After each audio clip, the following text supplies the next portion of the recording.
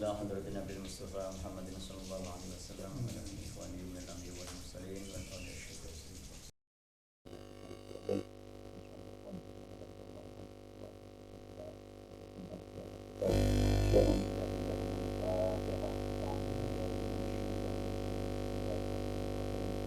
Alhamdulillahirabbil alamin arrahmanir rahim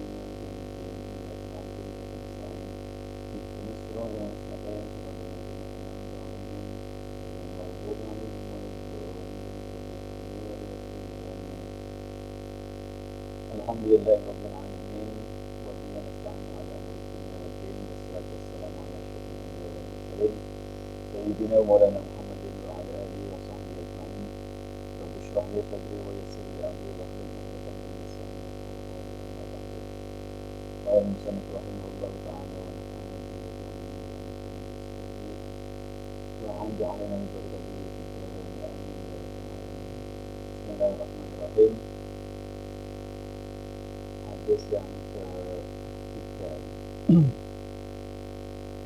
Wa an Aisyah saking Sayyidatina Aisyah radhiyallahu anha dan Allah ridho. Qalat ngendikan sapa Aisyah. Qultu ngucap sapa ingsun ya Rasulullah Rasulullah. Pertanyaan Aisyah, alan nisa'i iku ngatasé perempuan wong wadon jihadun utawi jihad. Qala ngendikan sapa Nabi la qala sapa Nabi na'am iya. Jihadun la qitala fi, jihadun yakni jihad la qitala fi kang ora ana perang fi ing dalam jihad. Wa utawi jihad iku al hajju wal umratu, haji dan umrah. Jadi hadis yang ketiga ini masih berkaitan dengan jihad. Diriwayatkan saking Siti Aisyah radhiyallahu anha berkata, saya pernah bertanya kepada Nabi, alan nisa'i jihadun, apakah perempuan itu berkewajiban untuk jihad? Karena jihad itu kan wajahidu bi amwalikum wa anfusikum. Jihad itu teks dalam Al-Quran kan berarti umum ya. Itu jahidu bi amwalikum wa anfusikum. Meskipun di situ muzakkar tetapi dimaksudkan kalau perintah itu adalah untuk laki-laki dan juga perempuan. Sama ketika kutiba alaikumusiyam, yang diwajibkan adalah ya laki-laki dan perempuan. Meskipun yang muncul di situ dalam teksnya adalah laki-laki. Maka Sayyidatina Aisyah bertanya kepada Nabi, apakah perempuan itu wajib jihad atau tidak? Kata Nabi, iya jihad la qitala fihi, tetapi tidak dalam bentuk peperangan. Huwa utawi jihad, jihadnya adalah haji dan umroh. Jadi ini spesial bagi perempuan karena jihad pada waktu itu atau dalam konteks hadis ini, jihad itu adalah perang di medan perang. Maka kalau perang di medan perang itu tidak usah perempuan. Karena apa? Dalam masa itu termasuk pada zaman Nabi, perempuan itu kalau kelompoknya kalah itu nanti dia akan menjadi tawanan perang itu. Itu makanya perempuan menurut Nabi tidak harus ikut di medan perang. Kan kalau dalam hadis yang lain disebutkan kenapa orang jahiliyah itu membunuh anak-anak yang perempuan, karena orang jahiliyah itu dulu takut kalau nanti perang itu anaknya akan menjadi budak, akan menjadi tawanan perang. Maka daripada jadi tawanan perang mendingan dibunuh dulu. Ini katanya sayangnya orang dulu terhadap anak. Jadi kadang kita membaca sejarah itu ya seperti kemarin, jangan menggunakan double standar sekarang ini. Kita menggunakan hak asasi manusia, membunuh tidak boleh. Tapi kalau melihat sejarahnya diriwayatkan orang jahil itu membunuh anaknya bukan karena tidak sayang, tetapi karena saking sayangnya. Daripada besok tua itu jadi budak, jadi tahanan perang, maka kemudian dibunuh sejak kecil. Bahkan kalau disebutkan Sayyidina Umar kan juga pernah mengubur anaknya hidup-hidup.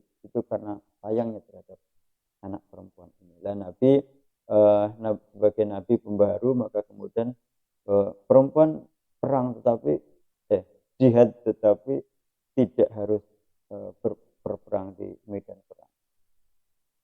Ini teks ini menyampaikan bahwa sesungguhnya perang itu tidak harus perempuan itu la yajuz al-mar'ah. Dia itu tidak harus perang di medan perang bagi perempuan. Tapi haji dan umroh itu sudah menjadi jihadnya perempuan. Di ayat lain jihadnya kita itu birrul walidain. Wa an Abdullah bin Umar, saking Abdullah bin Umar. Biasanya ini bergantian, tetapi ini karena bulan puasa biar cepat. Wa an Abdullah bin Umar, dan saking Abdullah bin Umar radhiyallahu anhu qala, mendikan sapa Abdullah bin Umar, jaa teko sapa rajulun wong lanang ilan nabi maring Kanjeng Nabi Muhammad sallallahu alaihi wasallam, yasta'dzinu nyuwun izin sapa rajul fil jihadin dalam jihad. Faqala, maka ngendikan sapa Nabi, ahayun walidaka, ahayun anatah urip sapa walidaka wong tua loro sira. Qala, ngucap sapa rajul, na'am iya. Qala, maka ngendikan sapa Nabi, fafiha fajahid, fafiha mangka iku ing dalam wong tua loro, fajahid maka berjihadlah kamu rajul. Wazada irji fasdan fasta'zinhuma fa in adzina laka wa illa fabirrahuma. Irji bali asiro fasta'zinhuma maka nyuwun izin sirahuma ing wong tua loro, fa in adzina mangka lamun izin sapa wong tua loro, laka mangka jihad itu boleh untuk kamu. Wa illa lan ora adzina fabirrahuma maka berbuat baiklah kepada kedua orang tua kamu. Nah, ini menunjukkan bahwa hadis itu ya Rasulullah itu sangat kontekstual. Ketika yang tanya itu perempuan, maka jihad itu tidak harus di medan perang, tetapi jihad itu adalah haji dan umroh. Ya kalau sekarang jihad haji dan umroh ya lama, berarti harus 25 tahun. Semalam saya sampaikan itu 25 atau 30 sekarang. 30. Jadi kalau mas-mas ini sekarang umurnya 22 atau 21 ya tinggal tambah 30, berarti umur 51. Ya mudah-mudahan umurnya sampai 51. Jadi yang kedua, ketika ditanya oleh seorang laki-laki, tidak mesti kemudian Nabi mengatakan ya jihad gono ke medan perang. Nabi sangat bijaksana. Ahayun walidaka, apakah orang tuamu masih hidup? Qala na'am, qala fafiha fajahid. Kalau orang tuamu masih hidup, maka iya birrul walidain adalah jihadmu. Ini kan tidak tidak memberatkan jihad itu. Ini yang kadang kalau kita mengikuti pertemuan sekarang kan banyak juga kelompok-kelompok ayo jihad, ada orang apa jihad semua, ada minuman keras di mana di Indomaret, ayo kita gerubuk kita jihad. Yaitu kalau dipahami jihad itu apa adanya. Tetapi kalau melihat hadis-hadis ini, betapa Rasulullah itu sangat bijak melihat perkembangan masyarakat. Maka kita yang sekarang ini ya ngambil hadis itu ya yang kontekstual. Jangan semua kemudian dianggap jihad, jangan semua kemudian dianggap ya medan perang. Kan banyak yang sekarang ini kalau ada orang kaya terus tidak diminta untuk dia tidak mau, dicuri pun itu boleh. Maka banyak bank atau apa yang dirampok dan atas nama agama ini saya kira tidak tepat. Meskipun ada hadis yang semacam itu, tetapi itu konteksnya itu berbeda. Jadi kalau dalam hadis ada namanya asbabul wurud. Kalau Quran berarti ada asbabun nuzul, kalau hadis itu asbabul wurud. disebutkan dalam Subul Salam, hadis-hadis yang semacam ini menunjukkan bahwa kanal jihad fardu ainin atau fardu kifayat. Disebutkan bahwa ya jihad itu adalah fardu kifayah. Tidak semua orang kemudian harus berjihad di medan perang itu. Itu zaman Nabi, apalagi kok sekarang. Dulu pada zaman Nabi itu tentara itu juga macam-macam. Ada tentara yang murtazikoh, tentara yang direzeki itu apa? Tentara yang digaji. Tetapi ada juga tentara yang tidak digaji. Maka yang orang tentara yang tidak digaji itu kalau habis perang itu dia dapat apa namanya, fight, itu dibagi-bagi. Tapi yang murtazikoh, yang digaji itu tidak. Tentara profesional sudah ada sejak zaman Nabi itu. Ini kadang kita kan tidak tahu, pokoknya kalau ada perang kemudian langsung dibagi-bagi. Itu dibagi itu ternyata bagi tentara-tentara yang murtazikoh. Tetapi tentara-tentara yang bukan yang kalau yang murtazikoh itu tidak mendapatkan ghanimah. Ghanimah itu bagi tentara-tentara yang memang jihad fisabilillah itu. Jadi kalau sekarang tentara cadangan itu. Tapi kalau yang murtazikoh, yang digaji itu profesional. Jadi kalau perang itu yang murtazikoh dulu, yang orang profesional. Jadi kalau sekarang itu ada tentara, ada polisi, ya sejak zaman dulu sudah ada yang namanya zaman Nabi, tentara yang seperti kita sekarang itu sudah ada. Namanya tentara yang murtazikoh, tentara yang digaji. Jadi jihad itu adalah fardu kifayah. Maka kalau sudah ada yang berangkat, ya sudah. Kalau butuh tentara cadangan, maka kemudian ada yang namanya warga masyarakat. Ini sekilas tentang jihad. Disebutkan tadi yang terakhir, wazada irji fasta'zin fa in azina laka wa illa fa'firrohum. Kalau kedua orang tua kamu itu memperbolehkan untuk jihad, maka jihadlah. Tapi kalau tidak, ya berarti birrul walidain. Betapa Nabi itu sangat memperhatikan kondisi orang tua kita. Kalau kita, ya untunglah bagi panjenengan semua yang masih ada orang tua. Jadi orang tua itu adalah orang yang paling dekat. Sampai namanya jihad itu harus tanya dulu orang tua. Jangan sampai kemudian kita termasuk menuntut ilmu itu juga harus minta izin kepada orang tua. Karena yang namanya menuntut ilmu itu kan juga bagian dari jihad. Jihadnya orang muda menuntut ilmu ya adalah jihad dalam belajar itu. Maka ketika mau belajar panjenengan semua, entah di Semarang, entah di mana ya yang penting ridhonya orang tua. Kalau orang tua ridho, katanya Allah akan mudah membuka ilmu kita. Tetapi kalau kita lupa dengan orang tua, Allah akan susah membuka ilmu kita. Wa'an Jaririn al-Bajalli, saking Jarir al-Bajalli radhiyallahu anhu, qala Rasulullah sallallahu alaihi wasallam, ngendikan ana bariun min kulli muslimin yuqimu bainal musyrikin. Rasul ngendikan ana utawi ingsun iku bariun lepas min kulli muslimin saking tiap-tiap muslim yuqimu kang netap sapa muslim bainal musyrikin ing dalem antarane orang-orang musyrik. Jadi saya kemarin baca bolak-balik ana bariun min kulli muslimin yuqimu bainal musyrikin. Nah, ternyata ini konteksnya adalah konteks ketika Kanjeng Nabi dan sahabat itu melakukan hijrah dari Makkah ke Madinah. Jadi kata Nabi, saya sudah berusaha semaksimal mungkin. Ana bari'um minkum muslimin yuqimu bainal musyrikin.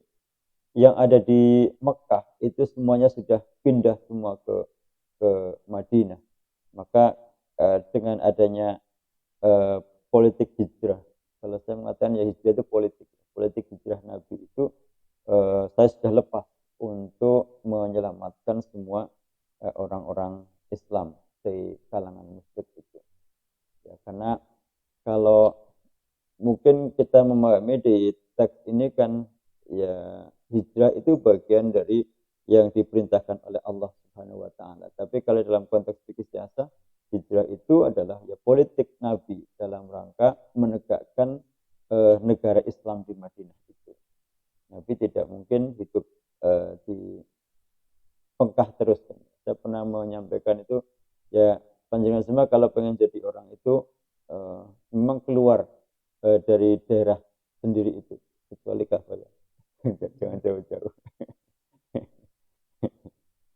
Jadi katanya tuh gini, kalau kita di daerah sendiri itu kalau kita tidak betul-betul orang yang brilian itu memang lama jadi orang.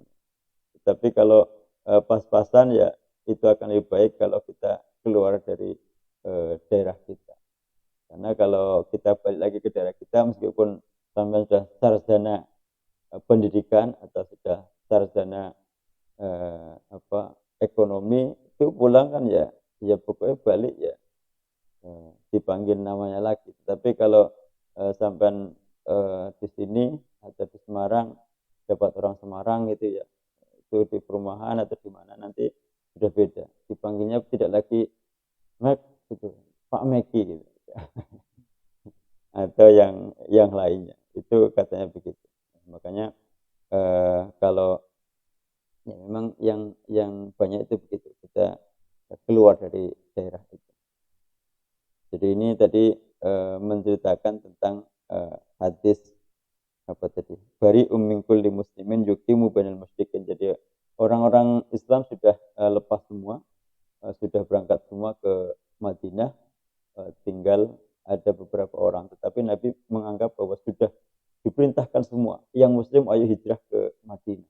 Maka muncul ngendikan Nabi, ana bari min kulli muslimin yuqimu bainal musyrikin. Saya sudah lepas dari tanggung jawab saya sebagai pemimpin untuk mengajak semua kaum muslimin meninggalkan kaum musyrikin itu.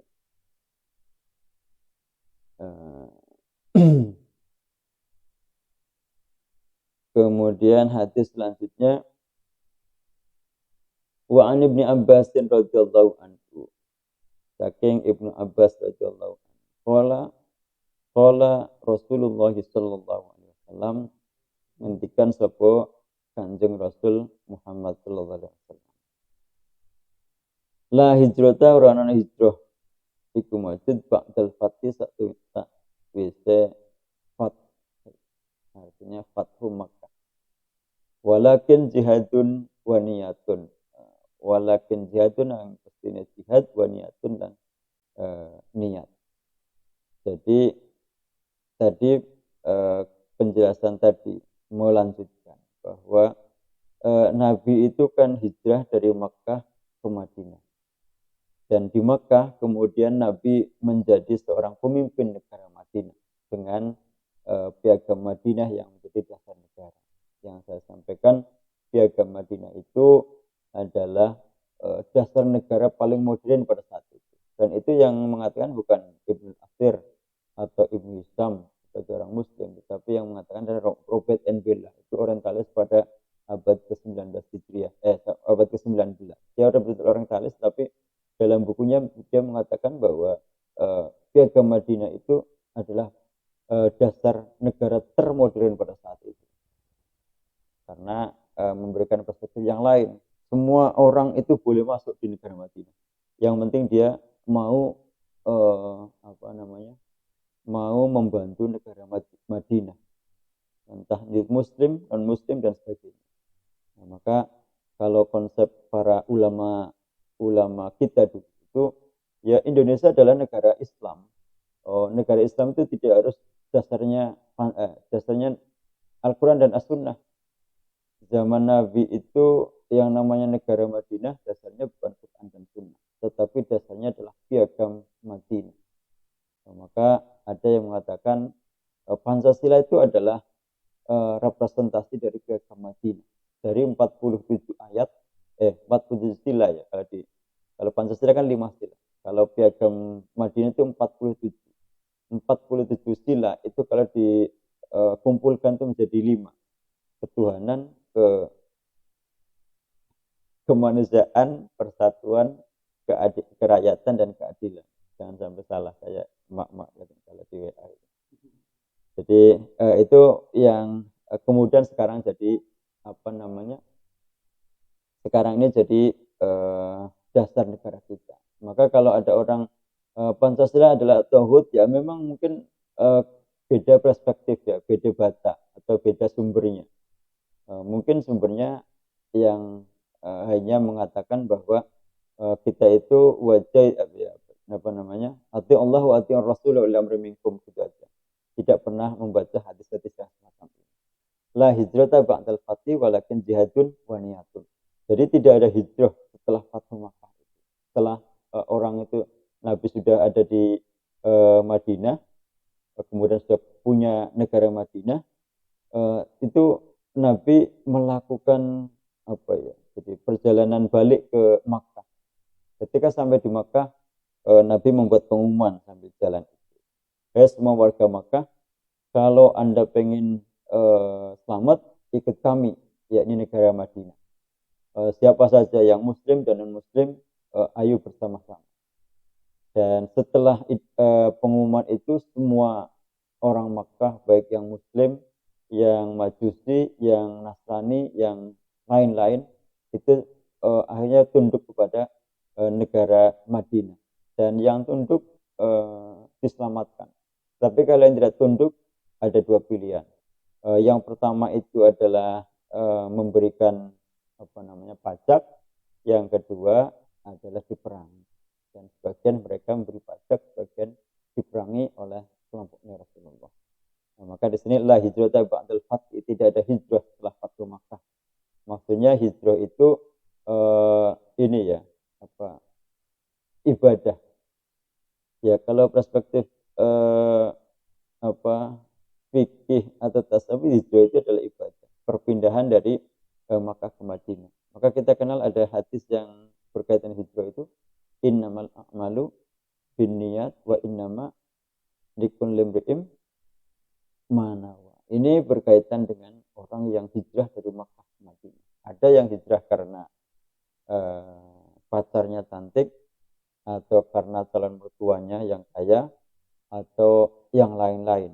Maka kemudian muncul ngendikan Nabi, innamal a'malu binniyat. Kalau kamu pergi ke Madinah itu karena istri kamu, atau karena calon istri kamu, atau calon mertua kamu, maka dapatnya yaitu. Tapi kalau kamu hijrah itu karena milih saya untuk mengembangkan negara Islam Madinah, berarti dapat pahala di Allah, sekaligus dapat keselamatan di dunia. Ini hijrah ke Makkah. Nah, setelah ke Madinah. Setelah hijrah itu pulang ke Makkah, Nabi mengatakan la hijrata ba'dal fathi walakin jihadun wa niyat. Yang ada itu adalah jihad dan niat. Jadi ini ada tambahan walakin jihadun wa niyatun. Karena tadi sudah ada didahului dengan hadis innamal a'malu binniyat.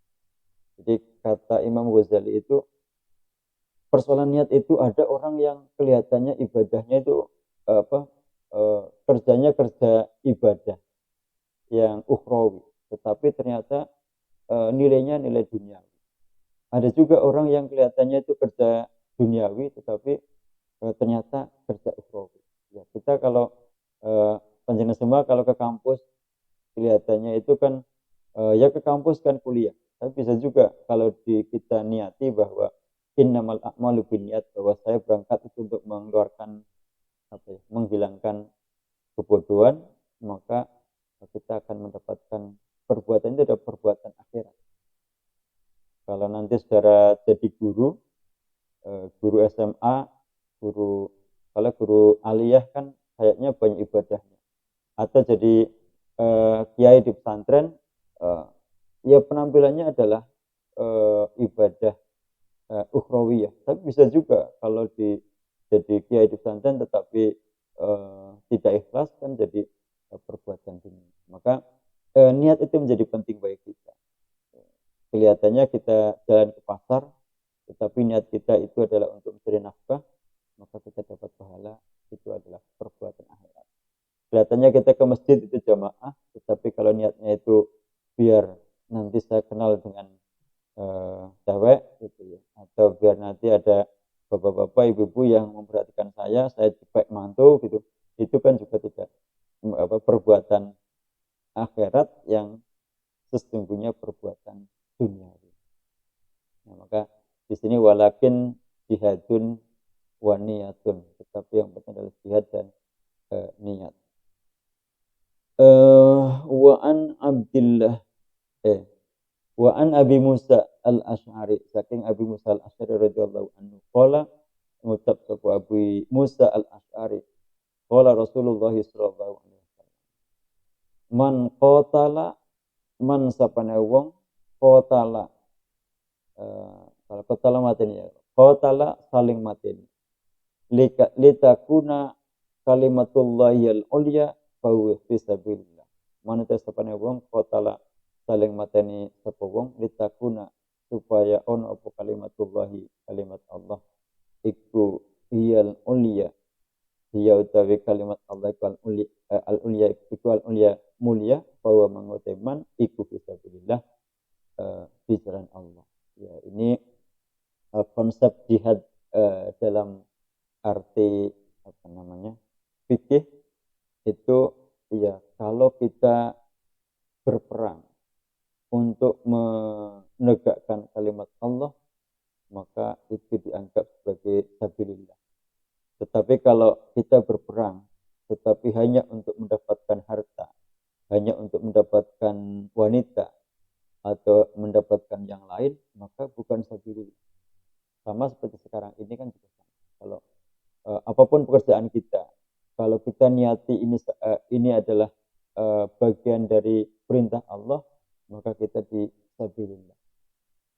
Iya kan, ada ya banyak teman-teman kita kelihatannya itu kerjanya di pasar, tetapi kalau dia kerja di pasar itu dalam rangka tadi membantu, dalam rangka mencari nafkah, kemudian nafkahnya itu untuk anak-anaknya yang sekolah, anak-anaknya yang mencari ilmu, maka itu meskipun kelihatannya dodolan di pasar, tapi bahwa bisa dirinya.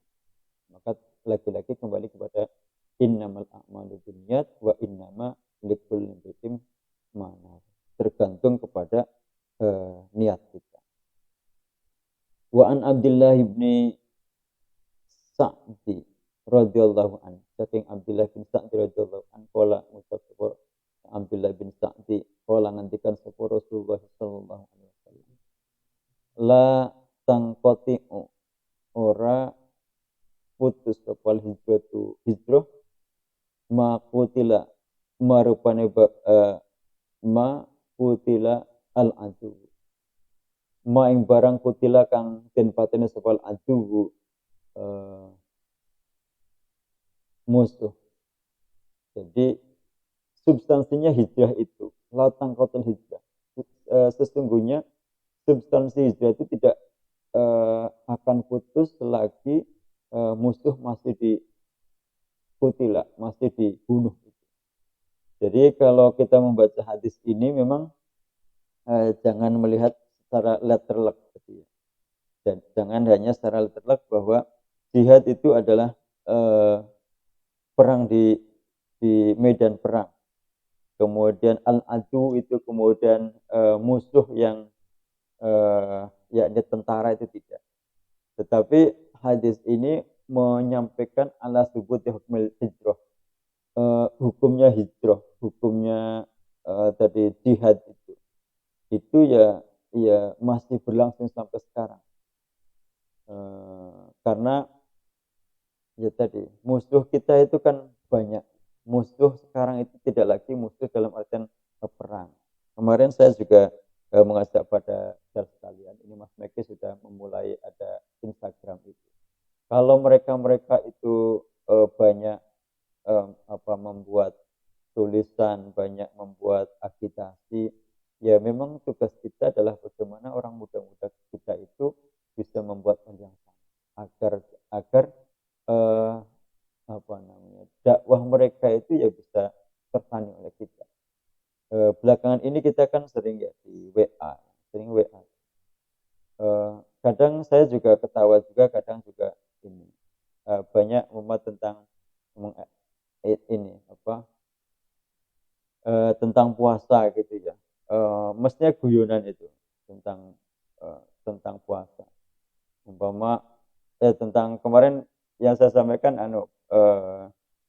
sholat sholat yang menggunakan pertamak dan sholat yang menggunakan pertamak turbo apa itu kelihatannya memang guyonan, tetapi sesungguhnya kalau kita sadari siapa yang buat itu, sehingga sholat itu di apa namanya ya, ya kayak seakan-akan mereka menertawakan sholat. Mungkin karena FPI sudah nggak ada. Kalau ada FPI mungkin akan dituntut itu. Karena FPI juga perlu juga ya. Jadi, karena kalau dibiarkan nanti sholat tarawih itu dianggap ya dolanan gitu. Padahal kan kalau kita melihat di beberapa kajian kitab itu sholat tarawih itu ya sholat yang paling utama kan, di bulan Ramadan ini. Bahkan tidak ada sholat yang lain yang mengkoma sholat sunnah itu kemudian dakhul jannah kan enggak. Tapi kalau sholat tarawih kan jelas. Ghufira lahu ma taqaddama min dzambi. Kalau kita sholat tarawih, sholatnya tenanan, ya meskipun mungkin ada yang 8, ada yang 20, ada yang 28, ya berapa saja yang penting kita sholat tarawih. Itu dijelaskan ghufira lahu ma taqaddama min dzambi. Kalau sholat lain kan tidak ada.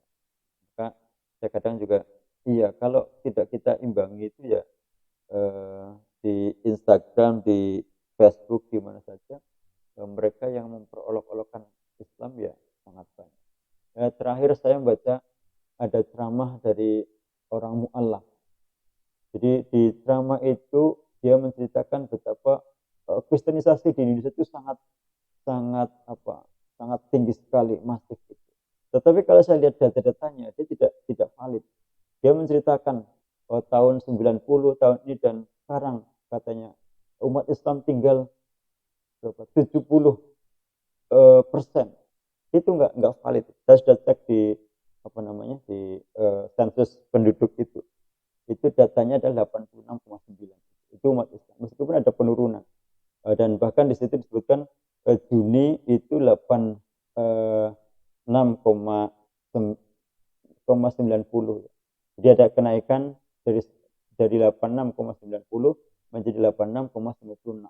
Kelihatannya si mualaf itu bagus, artinya menyemangati kita ada kristenisasi. Tetapi saya menjadi ragu karena datanya tidak valid.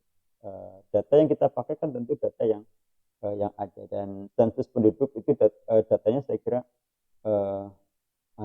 valid menurut kita di Indonesia ini. Dan itu datanya tidak. Maka saya kadang kita perlu hati-hati dalam mencermati era digital sekarang ini. Jangan sampai kemudian kita kita telan mentah-mentah semua yang ada di digital, termasuk kemarin yang rame-rame Menteri Agama kemudian dibully ke sana kemarin. Ya, kalau kita lihat konteksnya kan ya kayaknya tidak ada masalah. Tetapi bagi orang yang mempermasalahkan ya itulah kadang namanya era digital itu. Wa anna fi radhiyallahu anhu qala aghara Rasulullah sallallahu alaihi wasallam. Nyerang sapa Rasulullah ala Bani Mustalik atas Bani Mustalik. Bom halai Bani Mustalik itu gharuna orang-orang yang dibujuk. Faqatala maka mati sapa Nabi. Muqatilatahum ing wong kang den paten itu maksudnya ing bala tentarane Mustalik. Wasaba daro riyahum wasaba lan boyong lan mindah sapa Nabi zurriyatahum zaro riyahum ing pira-pira zurriyae Bani Mustalik.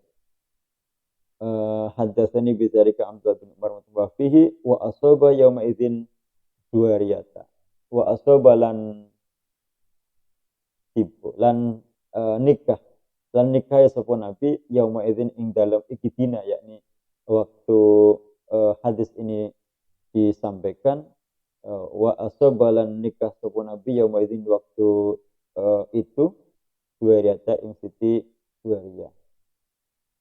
Jadi ini tentang jihad tadi, jihadnya masih dalam konteks pada zaman dulu.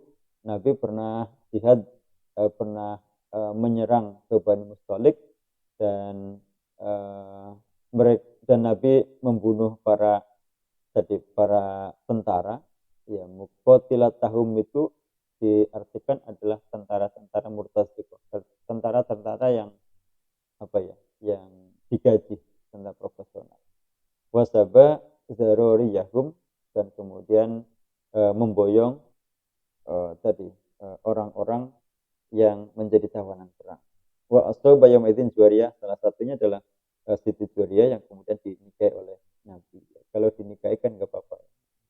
Yang mengkhawatirkan kaum jahiliyah waktu itu kan kemudian dijadikan sebagai budak. Jadi kalau cerita budak itu adalah manusia.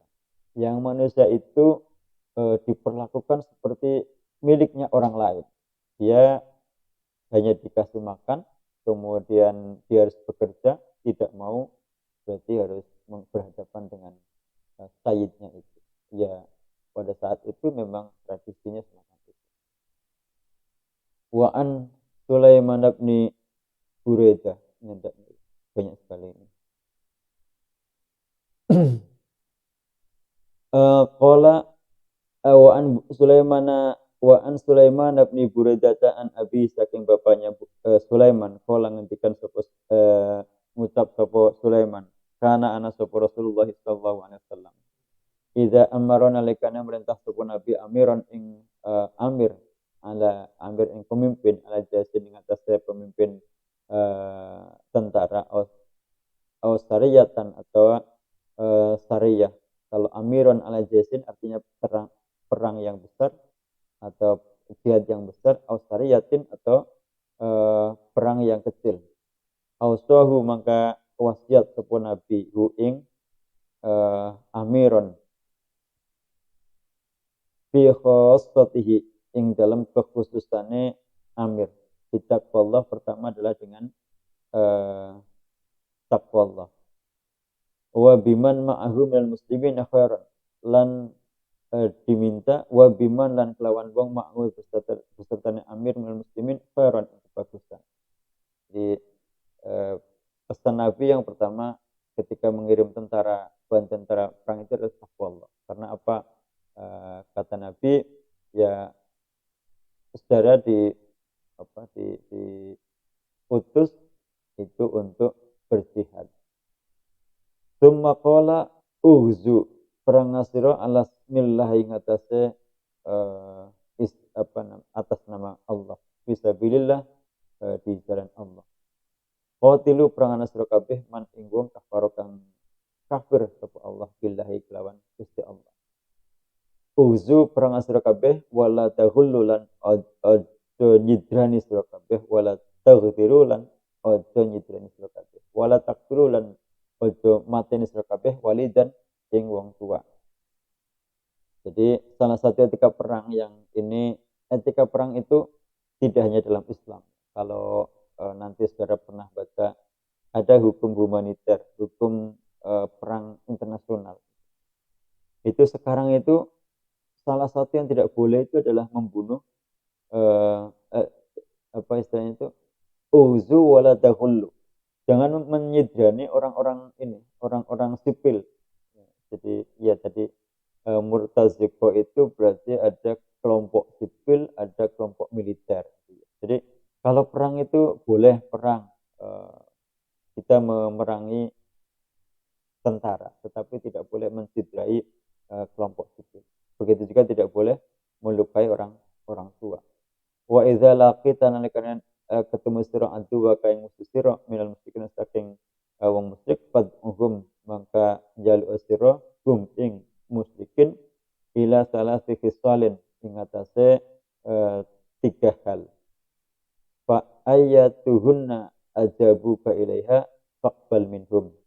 Fa ayatuhunna, mangka endi-endi salah khisalin ajabu jawabi sapa musyrikin ka ing sira ilaiha ing atase ayatahunna faqbal mangkan terima sira minum saking musyrikin wakuf lan nyegah sira anhum saking musyrikin. Kemudian udhum jalu asrahum musyrikin al-Islam mlebu Islam. Fa in ajabuka faqbal minhum. Apabila mereka menjawabi ka ing sira faqbal makan terima minhum saking faqbal makan terima sira minhum saking musyrikin. Summathum ilal tahawuli. Summathum mangka jalu asrahum ing musyrikin ila tahawul ngalih berpindah min darihim saking umai musyrikin ila daril muhajirin ing atase marang umai muhajir orang yang pada hijrah. Fa in abum apabila arikalane menentang sapa musyrikin fa akhbirhum maka ceritakanlah kepada mereka bi annahum karena satemene mereka iku yakununa ka'rabil muslimin. Kalau mereka itu mau ikut ke tanah muhajirin, mereka akan diperlakukan ke Arabil muslimin seperti orang-orang Arab yang muslim. Wala yakunu lan ora ono iku lahum kadhe musyrikin fil ghanimah ing dalam ghanimah wal fa lan fa opo saeun wit-witi. Dan ceritakan kalau dia ikut kita itu akan selamat. Tapi dia tidak akan mendapatkan ghanimah dan tidak mendapatkan fa meskipun dia adalah kelompok sipil.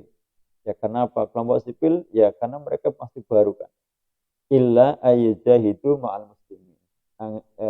Tetap illa kecuali ayyajadi mereka jihad sopo musyrikin ma'al muslimina beserta orang muslim. Ini menunjukkan bahwa orang musyrik juga, orang yang non muslim itu juga, itu kalau mau jihad bersama dengan orang muslim, itu akan mendapatkan fa dan ghanimah.